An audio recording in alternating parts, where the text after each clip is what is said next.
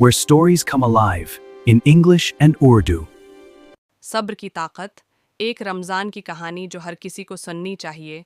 रमज़ान का महीना शुरू हो चुका था। शहर की फ़ज़ा में अजीब सी रूहानियत घली हुई थी।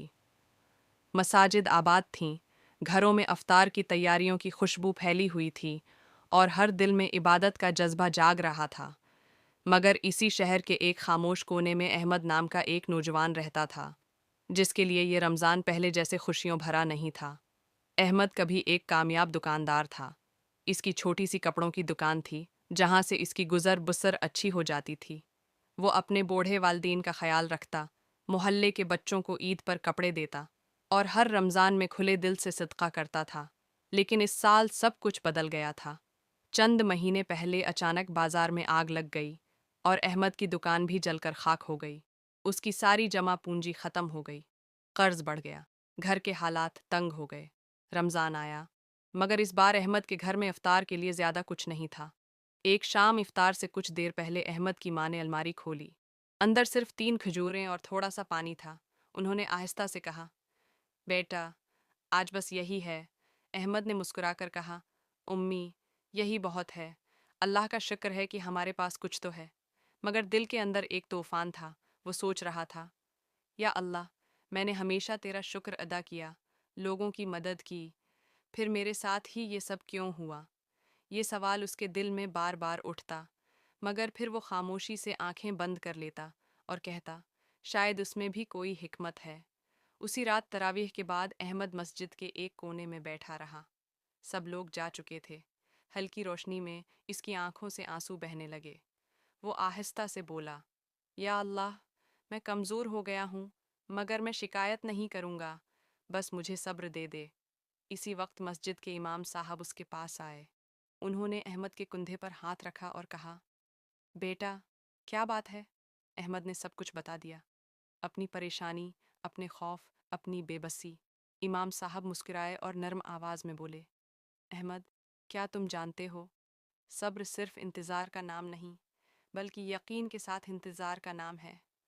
अल्लाह जब किसी बंदे को आज़माता है तो उसे छोड़ता नहीं, बल्कि उसे बुलंद करने के लिए आज़माता है। अहमद खामोशी से सुनता रहा। याद रखो, रात जितनी गहरी हो, सुबह इतनी ही करीब होती है। ये अल्फाज अहमद के दिल में उतर गए। दिन गुजरते गए। हालात अभी भी मुश्किल थे, मगर अहमद ने शिकायत छोड़ दी। वो हर दिन किसी न किसी की मदद करने की कोशिश करता, चाहे सिर्फ एक मुस्कुराहट ही क्यों न हो।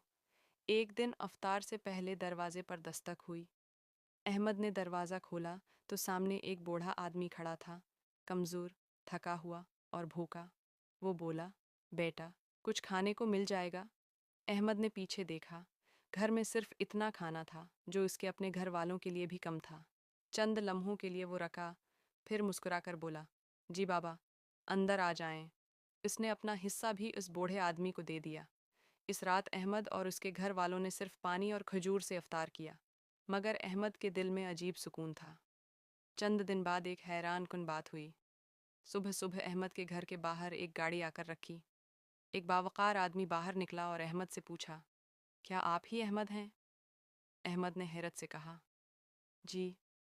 वो आदमी मुस्कुराया और बोला, मैं इस बूढ़े शख्स का बेटा हूँ, जिसे आपने अफ्तार करवाया था। वो मेरे वालिद हैं और मैं कई दिनों से उन्हें ढूंढ रहा था। उन्होंने मुझे आपके बारे में बताया। अहमद खामोश हो गया। वो आदमी बोला, मैं एक बड़ी कंपनी चलाता हूँ और मुझे एक ईमानदार पार्टनर की ज़रूरत है। क्या आप मेरे साथ काम करेंगे? अहमद को यकीन ही नहीं आ रहा था। चंद ही महीनों में अहमद का कारोबार पहले से भी ज़्यादा बेहतर हो गया। इसके घर में खुशहाली लौट आई। रमज़ान के आखिरी इशरे में अहमद मस्जिद में बैठा था। वही कोना, वही जगह, मगर इस बार आंसू गम के नहीं, शुक्र के थे। वो आहिस्ता से बोला, या अल्लाह, मैं समझ गया, तूने मुझे कभी छोड़ा ही नहीं था, तो बस मुझे सब्र सिखा रहा था। और इस दिन अहमद ने एक बात हमेशा के लिए सीख ली। सब्र का मतलब ये नहीं कि कुछ ना हो, बल्कि ये यकीन रखना कि अल्लाह बेहतरीन वक्त पर बेहतरीन अता करेगा। सबक।